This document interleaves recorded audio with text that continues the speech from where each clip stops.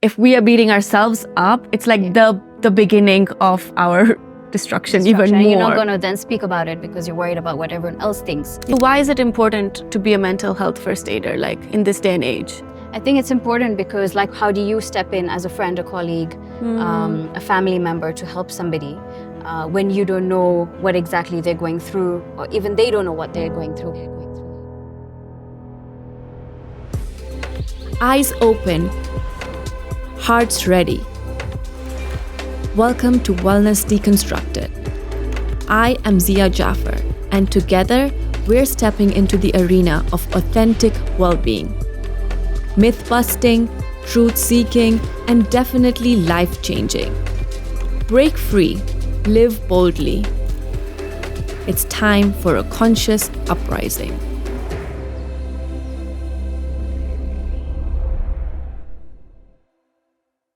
Hello, and welcome again to Wellness Deconstructed. On this episode today, we're talking all about mental health awareness and mental health first aid. And for that, today our guest is a dedicated mental health professional and a life coach, passionate about addressing the pressing issues of mental health in Kenya. With a firm belief in the inseparable connection between physical and mental well-being, she has embarked on a mission to bridge the gap in the mental health care field. As the founder of Mind Matters Foundation Kenya, Dhara provides a platform for individuals to access vital information, connect with professionals, and find support in their journey towards mental wellness. Through initiatives like #YourNotAlone and #It'sOkay Not to Be Okay, she strives to combat stigma and raise awareness about mental health. Additionally, as an NLP practitioner, a mental health advocate, a certified mental health first aid training facilitator, a certified systemic worker, and family constellator, she is driven to offer support and resources to those in need, championing mental health and wellness across Kenya. And that guest is Dhara. Welcome, Dhara. Thank you, Zia. Wow, that was like a handful, I would say, or like a very good introduction. I didn't know you had like so much in your pocket. Yeah, it's Thanks. really cool. Yeah. So, mental health first aid. We've all heard about medical first aid, but mental health first aid is not very known. Yeah. Even when I came to you and you were like, we need many people doing this, I'm like, what is that about? Yeah, exactly. I remember that. Yeah. And now you're a training facilitator for that. So what is the importance of mental health first aid and what does it include? Okay, so good question. And like you said, there's a lot of awareness about not mental health first aid, but physical first aid. Yeah. So similarly, we have mental health first aid that addresses when someone is going through something like depression, anxiety. So what is the first-hand help that you can give as a friend, a colleague, a family member or a friend to someone who's going through something challenging with their mental health? So what is that band-aid you're putting on? Basically, when someone gets a cut, we're putting a band-aid. So similarly, what do we do when someone's going through depression or anxiety or stress as a whole? How do you help and approach that person to then give them that support to seek professional help? Yeah, that's interesting. So it's like the first step to getting like a long-term solution. A long-term solution and professional help without you being a counselor, without you being a psychiatrist, without you being a psychologist. How do you help as a friend or a colleague or a work? Yeah. So why is it important to be a mental health first aider, like in this day and age? I think it's important because, like I said, how do you step in as a friend, a colleague, a family member to help somebody when you don't know what exactly they're going through, or even they don't know what they're going through, when you just notice signs and symptoms where you feel someone might be sad for more than 3 weeks or 4 weeks, someone might be suicidal, someone might be self-injuring themselves. How do you step in with the right tools and the right things to say and the right way to approach them without not them feeling judged, especially for what they're going through, and just creating a safe space for them? So because May is Mental Health Awareness Month, I think this is a pressing question as to what is the importance of creating this awareness in the mental health field, and also like the importance of having these people in the society that are equipped with the right training to help people that are suffering. Yeah, I think that's a good question. And mental health awareness is just all about educating and giving the right kind of literacy when it comes to mental health, because we can easily know what to do when someone has a cold. We can easily know what to do when someone has a cut. We can easily know what is cancer, what is diabetes. But when it comes to depression, anxiety, people don't have the right knowledge or enough knowledge, let's just say that. And again, it comes back to having the right tools to be able to help somebody. And then awareness is all about trying to destigmatize, mental health when it comes to trying to understand mental health as a whole the same way we do physical health. Yeah, it's so easy to understand what physical health is, but why don't we have the same knowledge for mental health? The brain is part of the body, so why are we ignoring such an essential part? Yeah. And I know that through the Mind Matters Foundation, you are doing so much to create awareness about this and break the stigma, right? Yeah. So what are the different things that you have seen in your experience that you think people need to break, like the stigma around? Break the stigma. I think it's a lot to do with if I have a mental health problem, I'll get fired from my job. If I have a mental health problem, I'll be not invited to social settings or be invited to meet people. But it's even self-stigma, right? Because again, it's what you feel about yourself. If I have a mental health problem, I'll not be accepted in the society. I'll not be accepted in the community. I might lose my job. I'm not productive enough. So those are some of the stigmas that are faced. Someone with mental health issues can be dangerous, or let's not meet them or be with them because they might not be safe enough to be around. So that's another stigma that's quite big. And then especially when it comes to seeking help, people don't seek help because of all these stigmas, and especially when it comes to mental health and help, people think it's too expensive. So again, access is not available, is what people think. Or if I do seek help, then I might be institutionalized. That's another one. That's so interesting because still when we have like a physical injury, we're not ashamed to go out to the same parties or to the same events and be like, I just have like a little bit of or I have a fracture, or have, but yet when we are suffering, and mental health problems are not like anything major, does not have to be anything major, like anxiety, depression, bipolar disorder, right? It can be anything, like you might be in a stressful situation and not being able to manage your emotions. Yet we are so hard on ourselves, right? And I feel like that's the stigma that we need to break, or that's the misconception, or that's the belief also that we need to change around how we look at ourselves when we are suffering.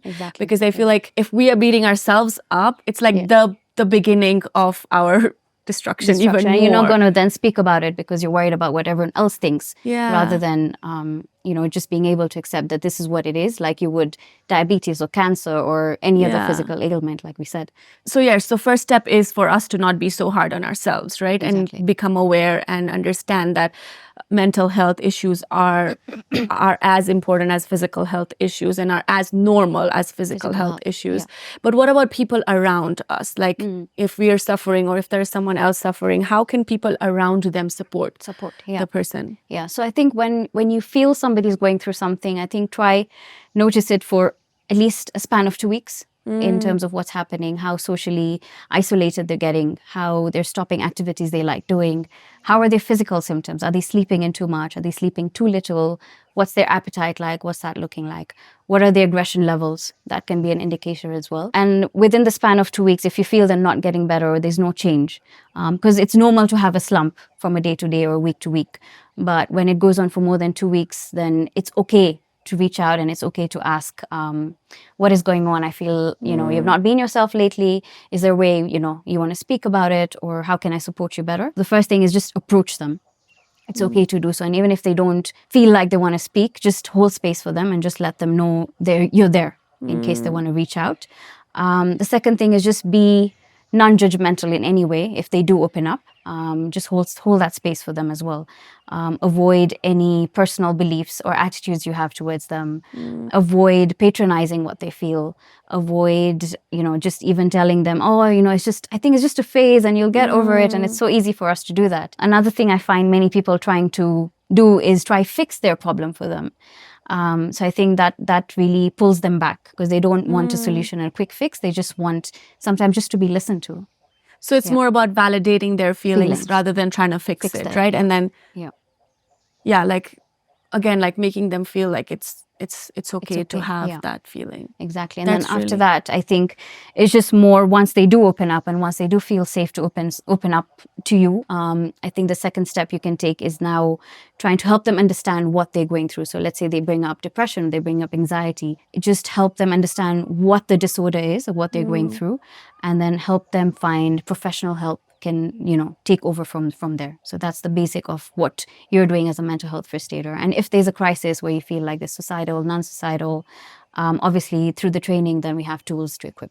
Yeah, so that was going to be my next question. Yeah. Like if there's some kind of urgency, then you can immediately call a mental health first aider because they have the right resources to connect you to the right people, right? And what about crisis situations like whether it's a natural calamity or like an incident that has happened in the country or like a terrorist attack or something like that? So with similar situations, there's obviously the after or the on-site, but ideally we would not say on-site because it's more a post-traumatic stress disorder that they might develop. So after that is when we can step in as first aiders and mental health first aiders, where you can then provide them a safer space to express what they're going through. But within 1 month is, again, the time span where you let them process what's happening. And then that's where they'll notice symptoms are not easing out. I still feel distressed when there's a loud bang or loud sound. After that is where you step in as a mental health first aider and then guide them through that process again. So similarly, so the steps are obviously non-judgmental listening, approach the person. After that, provide support and practical information that can help them seek help. So what made you get into mental health first aid training? And I know we met together doing NLP with Marianne. So what was your journey into wanting to learn about mental health and wanting to help people? Yeah, I think it started from a similar journey that I had, where I didn't know what was going on with me physically, emotionally, mentally. And I was like, what is this? Why am I, losing weight all of a sudden? Why am I, losing interest in what's happening? Just withdrawing from social activities or, just stuff that I used to enjoy at one point in time, where obviously through my university degree, I did study, then it came up and there was something like mental health promotion and mental health first aid. And I was like, okay, so this is what it is. And this is, how I'm feeling. And this is what I might be going through. And the second reason is at that point, I didn't know what to do and who to seek help with and how to speak about it because I wasn't sure if anyone would even understand it, right? So that sort of gave me the boost of why is there nothing like this happening in Kenya? And how do people help each other? And how do people even just be aware of what they're going through? Just a word like depression is just so thrown around, or bipolar is thrown around, but people don't exactly know. Again, language matters and people don't know what's being said, why it's said, and noticing the right signs and symptoms before they call somebody depressed or call somebody bipolar, right?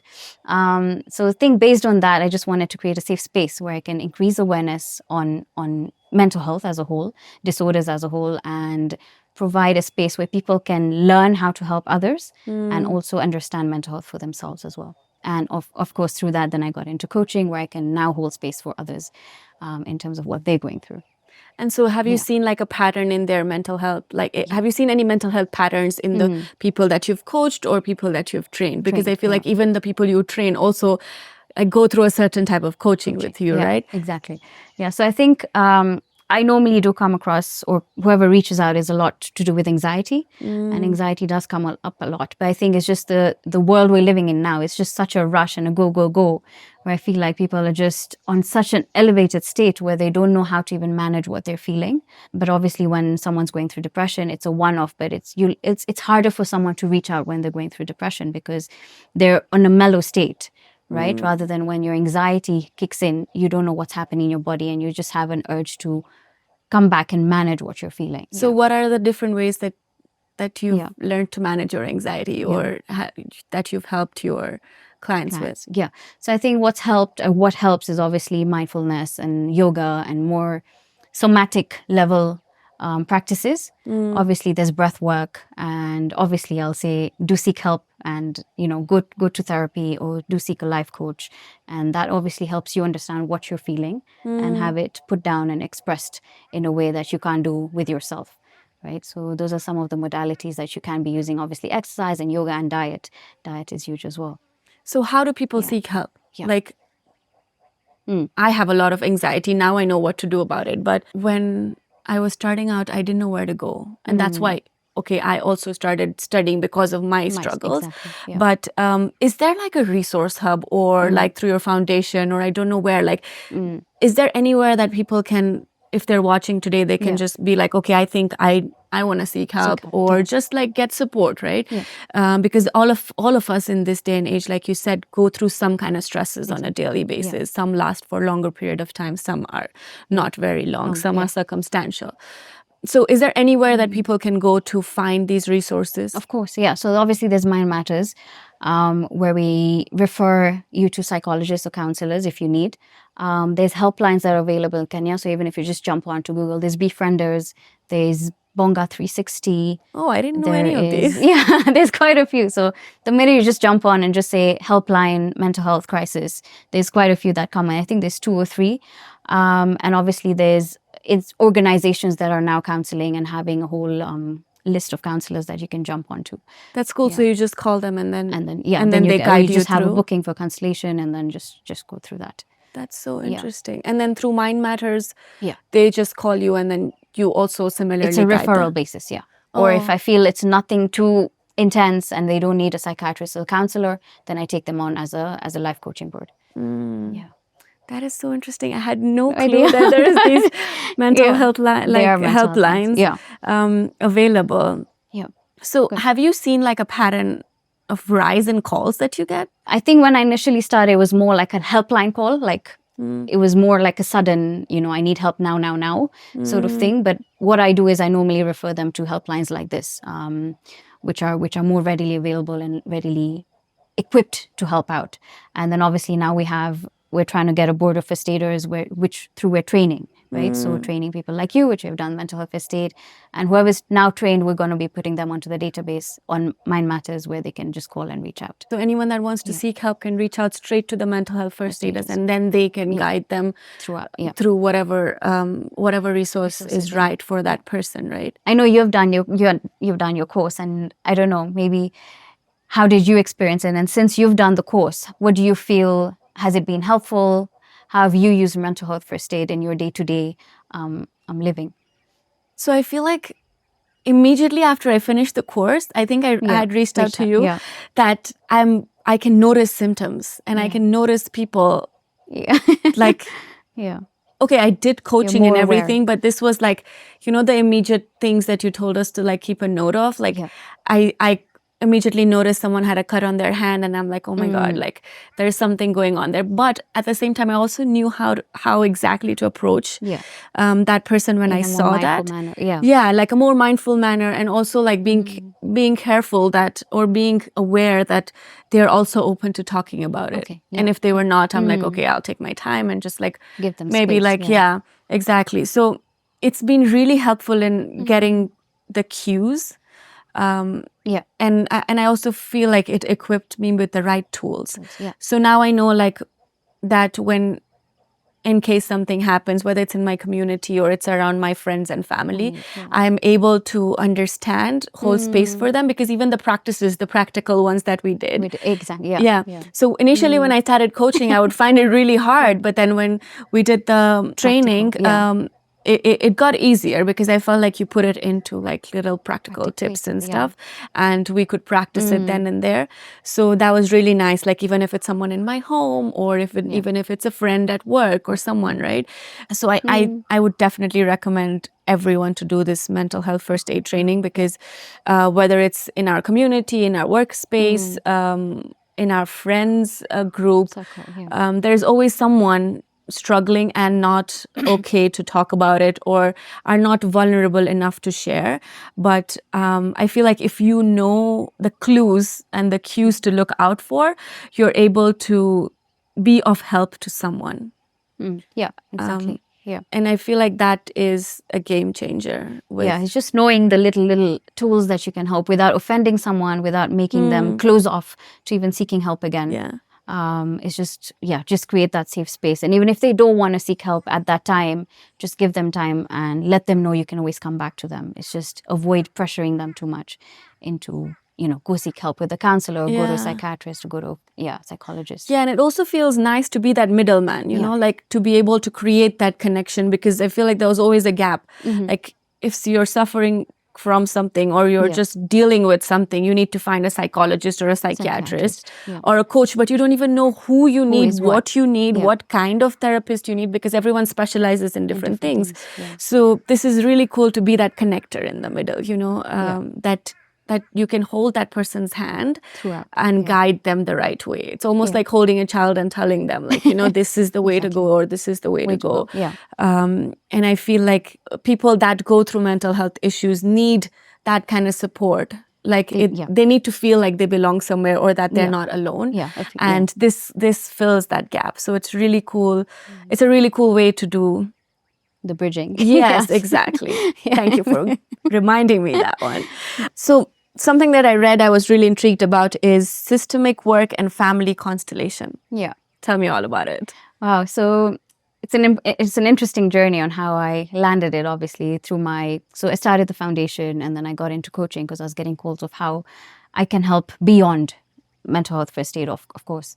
So I got into NLP coaching, and through that, I landed systemic work through my trainer as well. Wait, so you did the first aid first, foundation first, and then NLP? Yeah. Oh, I thought like NLP was your beginning. No, when we met, foundation. Like, no, oh, okay. Because then through that, I was getting calls on like, how can I help further beyond? So I got into coaching and NLP, and then through that, I landed systemic work through my trainer and constellation work.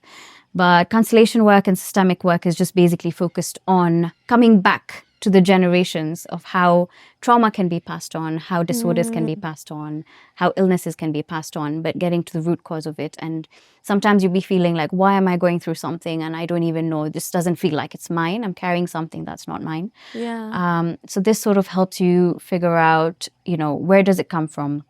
There's a whole family system behind us, right? And how things have been passed on generation-wise, but this breaks down who's carrying what, and if it's not meant to be, then pass it over. It's just more give and take, right? And breaking that line, generation barriers, like and the lines. transfer breaking of generational trauma, exactly. right? So you don't then pass it on to your children or your kids or the future generations. Okay, so you break that line and you release it in your generation, so you don't pass it on. So if it comes to so you basically go back to understanding what is it that you've inherited from your others, family, exactly. and from your line, of from your, what is it called?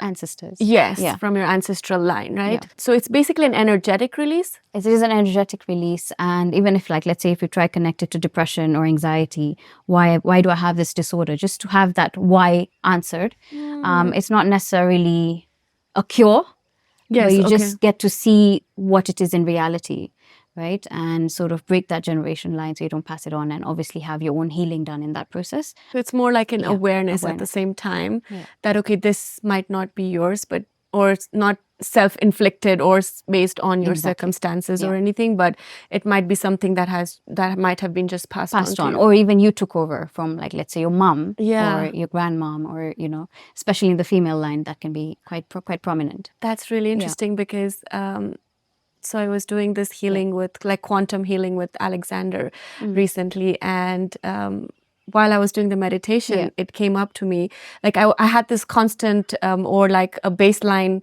feeling of I'm not good enough, and which most of us do, right? And when I called upon the guides, like my mom and my grandmothers came up, and it was so interesting because I've never seen them before. And then that's when I realized that, okay, this is not something, because I would never be able to understand, like, why is it that I'm feeling like that? And I've worked so much on it, but it still keeps like creeping in. So when they came, I understood, okay, that this is not mine. It's been passed on to me, and it's time to like put an end to that. And it just like shifted something. It wasn't anything major, but it was that subtle shift, and like an opening of what's there more, like, now that I've cleared this off. Oh my so God, if I relate it to mental health, then obviously it helps you understand why you're going through something, because that's the biggest question we all have. Why do I have to have the anxiety? Why do I have to have depression? Why does it come to me and nobody else? So it just helps you figure out where it's coming from. And sometimes, obviously, mental health disorders can be genetic or passed on or family related. So Have you worked with people and helped them through a family constellation as well? So I don't do group constellations. I normally do it individually with my clients, or more systemic work with is more table constellations. So not necessarily a bigger group. So what are some of the things that you saw, like some patterns or any like stuckness that you thought that this might be? Yeah. So it Stuff can be that a would lot to do with, again, financial issues. It can be a Oh, lot okay. of, like you said, I'm not good enough. Yeah. Something like that can be passed on. You'll be feeling it, and then it continues and obviously trickles down anxiety or Yeah. depression. Or, you know, you can even be having physical symptoms of something That's like interesting. handshaking, or, you know, you're trembling to a certain level. So Mm. that can be passed on as well. Yeah, and I really Yeah. like that you brought that up because even physical symptoms Can be have passed on. Yeah. and also like they have an underlying mental health issue or just something that some emotion or something that you're holding on to, right? Yeah. And what is it called? Like a somatic Experience. Yeah. yes, a somatic experience of your pain or your emotion. Yeah. Are there any other ways that you can understand and deal with like physical symptoms and like get to the back of it, like or get to the root of cause. it? I think it's all, like, again, mind body is connected, right? And I think that's what we've learned through NLP, or again, it even comes back to systemic work or family constellation. Whatever you notice a client might be feeling, there's always a physical sign or symptom that will come up. So if it's anxiety, then it's sweating or handshaking or heart racing. So whenever I work with my clients, I always try connect the two in terms of what they're feeling physically and how it's manifesting on their mental health, or vice versa, whatever they're feeling physically and how it's manifesting on their mental health. Which is why I keep saying there's no health without mental health, right? Definitely. Yeah, I really like how it connects, right? After sharing all this information, where can the audience find out more about mental health first aid? Yeah. So obviously we have a website that is Mind Matters Foundation Kenya, where we have lots of listings of trainings. We try to do 4 throughout the year. So there's the advanced course and there's the standard course. We have one coming up in another week and a half. Oh, nice. So enrollments are open, and they And how long is the first aid training? The advanced one is 12 hours, which we run over 3 days. And the standard is 6 hours, which we run over 2 days. Okay. Yeah. Okay, so that's not too bad, right? And then they are equipped with all the resources and everything that so they we do need. give a full manual and workbook and full trainings, and the practical training, which you really enjoyed, where you actually put in and apply what you've learned. So that really picks up well. Thank you. That was really great. Thank you so much, Zia. So thank you for being here and sharing all this information. Before we close, I do a little rapid fire round with all my guests so that the audience can get to know you a little better. It'll be a quick one, don't worry. Yeah. What's your daily non-negotiable habit for mental health? Breath work. Cool. Do you like guided meditation or music meditation? Self-meditation. Oh, nice. I like that one. Would you rather sleep for an hour or read a book for an hour? I think sleep. Me too. Any day. Call a friend or text a friend? Call. Alone time or play a board game with family? Situation-based, but yeah, alone time is good as well. Do you prefer a Netflix show or a YouTube channel? Netflix show. Do you like playing a sport or you'd rather do a workout for 30 minutes? Workout for 30 minutes. Yeah, me too. I hate playing sport. What's the one piece of advice you could give your younger self about mental health and why? It's okay to reach out before it's too late. I like that. Yeah. And what's the one piece of advice that you can give to our audience? It's okay to reach out before it's too late. I like that. Yeah. And what's your personal mantra or affirmation that keeps you going? It will pass. Nice. Yeah. I really like that. Thank you once again. You were really good with your answers and really quick. I really like that. And as a token of appreciation, we have a little gift for you. All right. Thank you. Thank you. Oh, thank you. It was such a pleasure having you here. Fun. Thank you so much. Thanks for sharing. Anytime. We did it. Thank you for watching yet another episode of Wellness Deconstructed. If you enjoyed this, remember, like, comment, share, and subscribe because your support means everything to us. Until next time, keep prioritizing your well-being.